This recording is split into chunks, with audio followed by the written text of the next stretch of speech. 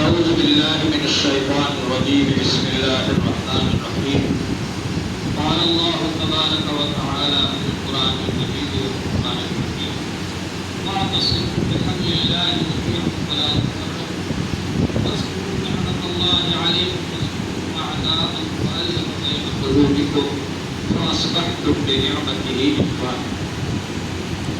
محترم حضرات، اللہ جل شانہ کا بڑا فضل کرم ہے، اس کا انعام احسان ہے۔ اللہ جل شانہ نے ہم کو اس جمعے کا دن عطا فرمایا۔ جمعے کے معنی ہے جمع ہونا۔ جمعے کے دن ایمان والے سب جمع ہوتے ہیں، جامع مسجد کے اندر جمعہ ادا کرتے ہیں۔ اس مسجد میں جمعہ ادا کیا جاتا ہے اور وہاں پر آ کر کے سب مل جل کر کے ایک امام کے پیچھے نماز ادا کرتے ہیں۔ تو اللہ تبارک و تعالی نے ہم کو یہ جمع ہونا سکھایا۔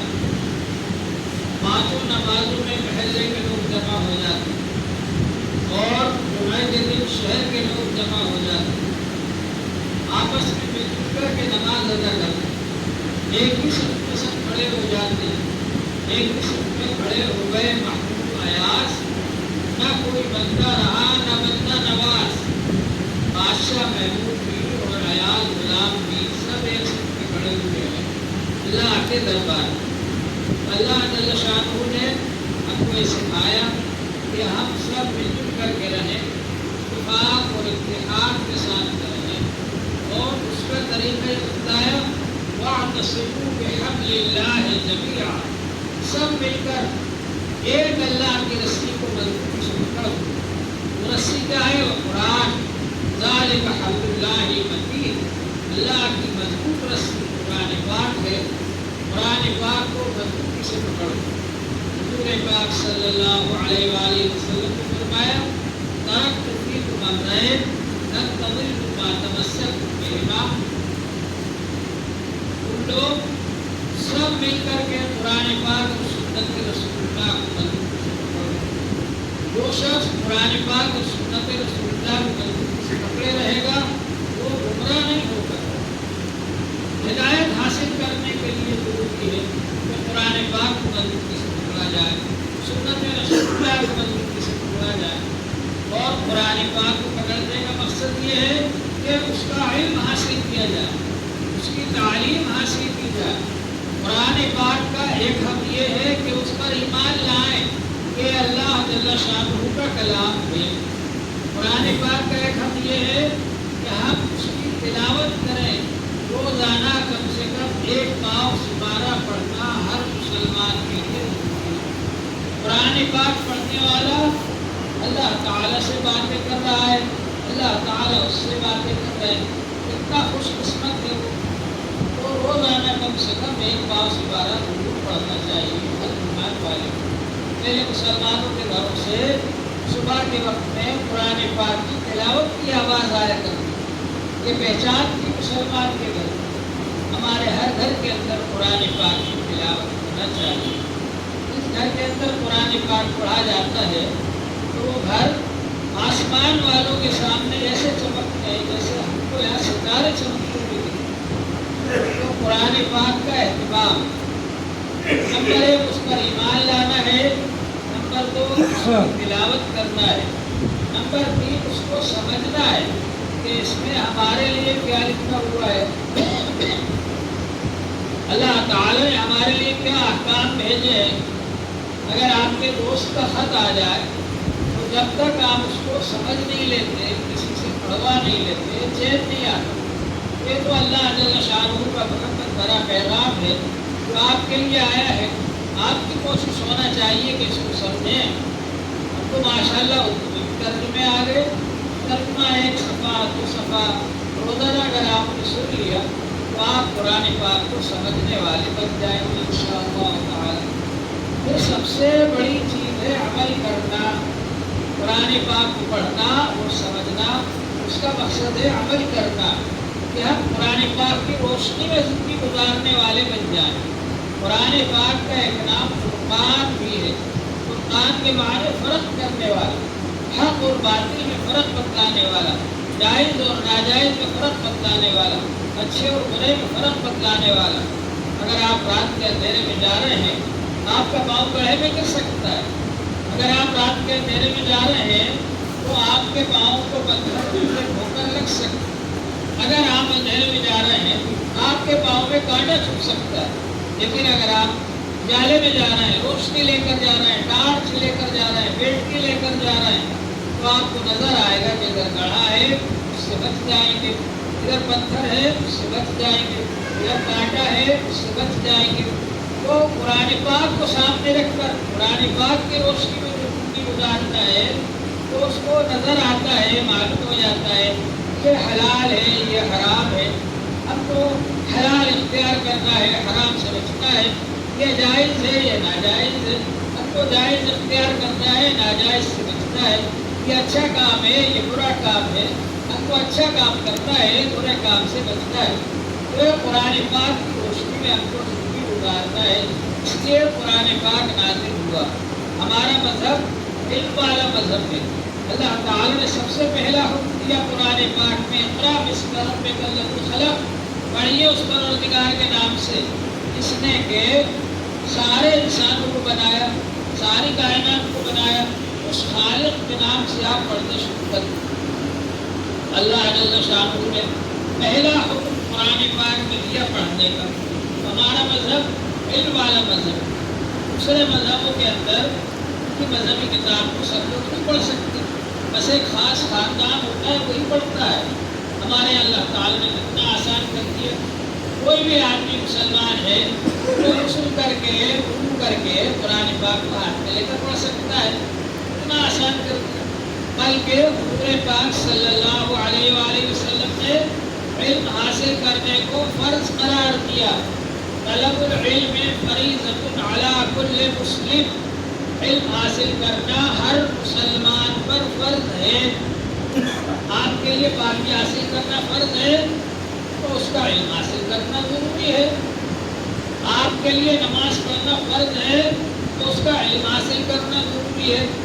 کن چیزوں کی وجہ سے نماز مکروہ ہو جاتی ہے، کن چیزوں کی وجہ سے نماز فاسد ہو جاتی ہے، یہ سب چیزیں معلوم ہونا ضروری ہے۔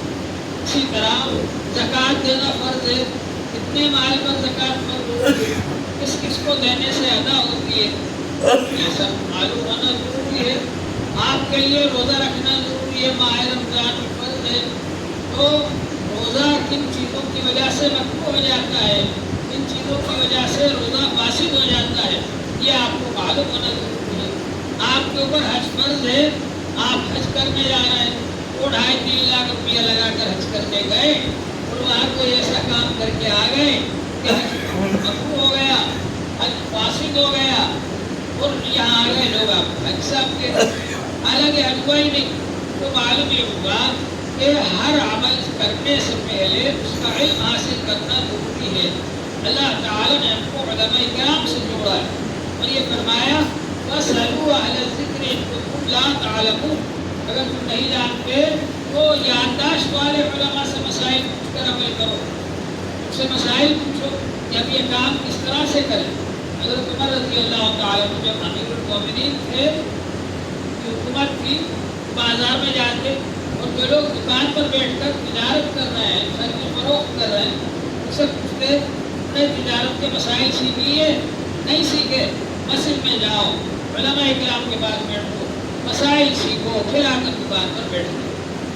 ہر کام کا یہی طریقہ ہے۔ شادی بیاہ کرنا ہے، ہم لوگ بڑی بوڑھی عورتوں کے پاس جاتے ہیں اور ان سے پوچھتے ہیں کہ اپنے خاندان میں کون کون سی رسمیں ہوا کرتی ہیں، ہمیں بتاؤ تاکہ ہم بھی کریں۔ ارے بھائی شادی کرنا ہے، علماء کرام کے پاس آؤ اور ان سے پوچھو کہ رسول پاک صلی اللہ علیہ وآلہ وسلم نے شادی کرنے کا کیا طریقہ بتلایا ہے، کس طریقے سے آپ نے اپنی شادیاں کی ہیں، کس طریقے سے اپنی بیٹیوں کی شادیاں کی ہیں، ہمیں بتاؤ تاکہ ہم اس طریقے پر عمل کریں۔ تو ہمارا یہ فرض ہے مسلمان ہونے کے ناطے کہ ہم دین کا علم حاصل کریں اور جو کام بھی کریں اس کام کرنے سے پہلے علماء کرام سے مسائل پوچھیں، یہ کام کس طریقے سے ہوگا، پھر اس کے بعد اس طریقے سے اس کام کو کریں۔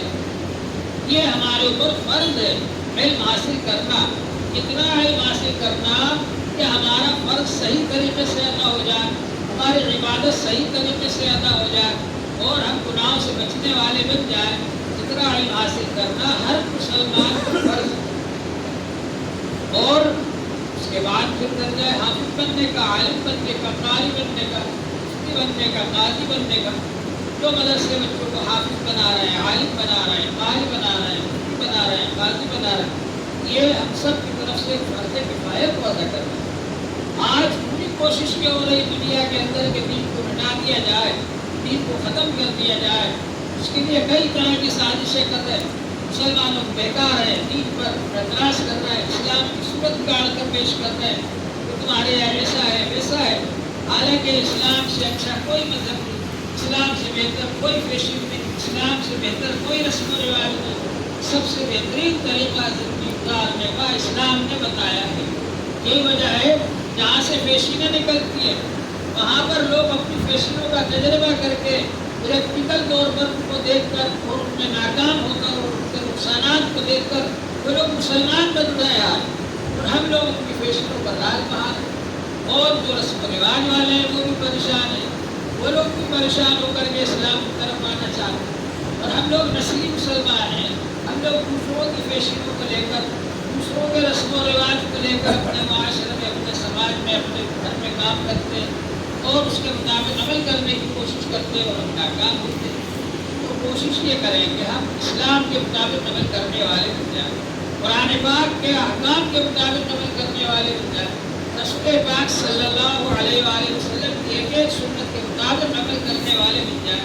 اسی میں ہماری کامیابی ہے، دنیا کے اندر بھی اور آخرت کے اندر بھی۔ آخرت میں بھی اللہ تعالیٰ کے یہاں قبول ہونے والا مذہب مسلم مذہب اسلام، جو مذہب اسلام کے مطابق عمل کر کے آیا وہ کامیاب ہوگا، اور یہ آسان مذہب۔ حضور صلی اللہ علیہ وآلہ وسلم نے فرمایا ان الدین یسر، بے شک دین آسان ہے۔ حضور پاک صلی اللہ علیہ وآلہ وسلم نے عمل کر کے بتلایا۔ حضرت عائشہ رضی اللہ عنہ سے صحابہ کرام نے پوچھا کہ حضور صلی اللہ علیہ وسلم کے اخلاق اور عادتیں اور آپ کے کام کیا تھے؟ تو انہوں نے کہا کان خلقہ القرآن، کہ حضور صلی اللہ علیہ وآلہ وسلم کے اخلاق قرآن پاک تھے۔ قرآن پاک میں جو لکھا ہے کتابی شکل میں، اس کے چلتا پھرتا نمونہ، اس کی عملی تصویر حضور صلی اللہ علیہ وآلہ وسلم تھے۔ آپ نے عمل کر کے بتلایا، جو بھی احکام آئے تو حضور صلی اللہ علیہ وسلم کی سنت کے مطابق اپنی زندگی بنائے۔ یہی حقیقت میں عشق رسول ہے۔ عشق رسول یہ ہے من احب سنتی فقد احبنی۔ حضور صلی اللہ علیہ وآلہ وسلم نے فرمایا جس نے میری سنت کو، میرے طریقے کو پسند کیا، اس نے مجھ سے محبت کی۔ ومن احبنی کان معی فی الجنہ، اور اس نے مجھ سے محبت کی وہ میرے ساتھ جنت میں ہوگا۔ تو حضور صلی اللہ علیہ وسلم کے ساتھ اگر جنت میں رہنا چاہتے ہیں تو حضور صلی اللہ علیہ وسلم کے طریقے کے مطابق زندگی گزاریں۔ آپ نے جو طریقہ زندگی گزارنے کا بتلایا ہے وہی کامیابی کا طریقہ ہے، وہی اللہ کا پسندیدہ طریقہ ہے۔ اس لیے کہ حضور صلی اللہ علیہ وسلم کی زندگی کو اللہ تعالیٰ نے تمام انسانوں کے لیے نمونہ بنایا۔ لقد کان لکم فی رسول اللہ اسوۃ حسنہ، یقیناً تمہارے لیے رسول پاک صلی اللہ علیہ وسلم کی زندگی میں بہترین نمونہ۔ تو ہم یہ کوشش کریں کہ ہماری زندگی حضور پاک صلی اللہ علیہ وسلم کے طریقے کے مطابق ہو جائے۔ علماء کرام سے رابطہ کریں، اپنے بچوں کو دینی مدارس میں داخل کریں۔ آج چاروں طرف سے کوشش ہو رہی کہ دین کو مٹا دیا جائے، دین سے پلٹ دیا جائے۔ ہمارے ماں باپ نے جو ہمارے لیے کوششیں کی دین پر جمانے کے لیے اور دین پر باقی رکھنے کے لیے، اس کا نتیجہ ہے کہ آج ہم مسلمانوں کی شکل میں نظر آ رہے ہیں، نماز پڑھ رہے ہیں، مسجد میں آ رہے ہیں، قرآن پاک پڑھ رہے ہیں۔ لیکن اب موجودہ زمانہ اور اس سے آگے کا زمانہ اور زیادہ خطرناک آ رہا ہے کہ اب تو لوگ یہ چاہتے ہیں کسی طرح سے مسلمانوں کو دین سے پلٹ دیا جائے، دین سے پھیر دیا جائے، اور اس کے لیے کئی طرح کی سازشیں ہوتی ہیں، کئی طرح کی کوششیں ہوتی ہیں۔ تو ایسے حالات میں ہم کو فکر کرنا پڑے گی کہ ہماری اولاد، ہماری آئندہ نسلیں کس طرح دین اسلام پر قائم رہیں، کس طرح ان کے ہاتھ میں قرآن پاک رہے، کس طرح یہ دین میں رہیں۔ اس کے لیے ہم کو دینی مدارس سے رابطہ کرنا چاہیے، دینی مدارس میں اپنے بچوں کو داخل کریں۔ اللہ تعالیٰ نے فرمایا یا ایھا الذین آمنوا قوا انفسکم واہلیکم نارا، اے ایمان والو اپنے آپ کو بھی، اپنی جانوں کو بھی اور اپنے بیوی بچوں کو، اپنے خاندان والوں کو جہنم کی آگ سے بچاؤ۔ وہ ہمارا یہ فرض ہے کہ ہم فکر کریں اس بات کی کہ ہمارے بیوی بچے، ہمارے خاندان والے جہنم کی آگ سے کس طرح سے بچ جائیں، اور اس کے لیے ان کا ایمان اتنا مضبوط ہو جائے کہ ان کو کوئی ڈگمگا نہ سکے، اس کے لیے ان کا ایمان اتنا مضبوط ہو جائے کہ وہ اس پر جمے رہیں اور کوئی ان کو بہکا نہ سکے۔ اس کے لیے ہم کو یہ کرنا چاہیے کہ اپنے بچوں کو دینی مدارس میں داخل کریں اور ہم اپنے گھر کے اندر بھی جا کر کے دین کی کتابیں سنائیں، دین کی کتابیں پڑھ کر سنائیں، دین کی باتیں جا کر سنائیں، جو ہم مسجد میں سنیں، تاکہ ان کے کاموں میں دین کی باتیں پہنچتی رہیں اور ان کا مذہبی مزاج بن جائے، دینی مزاج بن جائے۔ تو ہمارا یہ فرض ہے کہ ہم اپنے بچوں کو دینی مدارس میں داخل کریں۔ جو بچے دینی مدارس میں بنتے ہیں، حافظ بنتے، عالم بنتے، قاری بنتے، یہ حقیقت میں دین کی حفاظت کرنے والے بنیں گے، دین کے خادم بنیں گے، خدمتگار بنیں گے۔ اگر کوئی شخص اسلام پر اعتراض کرے گا، یہی کھڑے ہو کر کے اس کا جواب دیں گے۔ اگر کوئی شخص اسلام کے خلاف کوئی سازش کرے گا، یہی اس کا جواب دیں گے۔ تو علماء کرام جو تیار ہوتے ہیں دینی مدارس سے، یہ دین کی حفاظت کے لیے تیار ہوتے ہیں۔ جو حفاظ کرام تیار ہوتے ہیں، یہ دین کی خدمت کے لیے تیار ہوتے ہیں۔ تو دینی مدارس ہمارا کام کر رہا ہے، ہمارے بچوں کو پڑھا کر، لکھا کر، ان کو دینی تعلیم دے کر کے، ان کے اخلاق سدھار کر، ان کی تربیت کر کے یہ بہترین سماج تیار کرتے ہیں۔ مدرسے کا پڑھا ہوا بچہ، اس کو تعلیم دی جاتی ہے، اپنے ماں باپ کی خدمت کرے، اپنے رشتہ داروں کا حق ادا کرے۔ مدرسے کا بچہ اگر حافظ بن گیا، عالم بن گیا، تو کیا کہنے، ایک ایک حافظ ایسے 10 آدمیوں کو جنت میں لے کر جائے گا سفارش کر کے، جن کے بارے میں جہنم کا فیصلہ ہو چکا ہوگا اس کے خاندان، اور ایک عالم کتنے کو لے جائے گا، اس کی کوئی تعداد مقرر نہیں۔ تو معلوم یہ ہوا کہ آخرت کے اعتبار سے بہتر ہے، دنیا کے اعتبار سے بھی بہتر ہے، اس لیے کہ دنیا میں ماں باپ کا حق ادا کون کرے گا؟ جو بچہ ماں باپ کا حق جانتا ہوگا۔ رشتہ داروں کا حق ادا کون کرے گا؟ جو بچہ رشتہ داروں کا حق جانتا ہوگا۔ پڑوسی کا حق ادا کون کرے گا؟ جو پڑوسی کا حق جانتا ہوگا، تو اس بات کو مانتا ہوگا کہ ان کا میرے اوپر حق ہے اور مجھے ان کا حق ادا کرنا چاہیے، اس لیے ان کی خدمت کرنا چاہیے۔ وہی بچہ اپنے ماں باپ کا حق ادا کرے گا، رشتہ داروں کا حق ادا کرے گا، پڑوسیوں کا حق ادا کرے گا۔ تو دینی مدارس میں بچوں کو پہنچائیں، داخل کریں، یہ اللہ کی نعمت ہے، یہ بچے ہمارے پاس اللہ کی نعمت ہے۔ ہمارے اوپر ضروری ہے کہ ہم ان کو دینی تعلیم دلائیں تاکہ ان کی دنیا دونوں جگہ پر ان کی ترقی ہو، دونوں چیزیں بن جائیں، دین بھی بنے، دنیا بھی بنے۔ دنیاوی تعلیم دلانے سے منع نہیں کرتے، لیکن دنیاوی تعلیم دلانے کے بعد بھی پیٹ کا مسئلہ حل ہونا یقینی نہیں ہے۔ 67,000 سے زیادہ لوگ ایسے سندیں لے کر، ڈگریاں لے کر آج گھوم رہے ہیں جن کے پاس بڑی بڑی ڈگریاں ہیں، ڈاکٹر انجینئر کی، تو نوکریاں نہیں مل رہی۔ تو معلوم یہ ہوا کہ بڑی بڑی ڈگریاں لینے کے بعد اور بڑے بڑے درجات حاصل کرنے کے بعد بھی پیٹ کا مسئلہ حل ہونا یقینی نہیں۔ اللہ تعالیٰ نے ذمہ داری لی رزق کی، اور اگر ہم اللہ کے دین کا کام کریں گے اللہ تعالیٰ ہمیں رکھے گا۔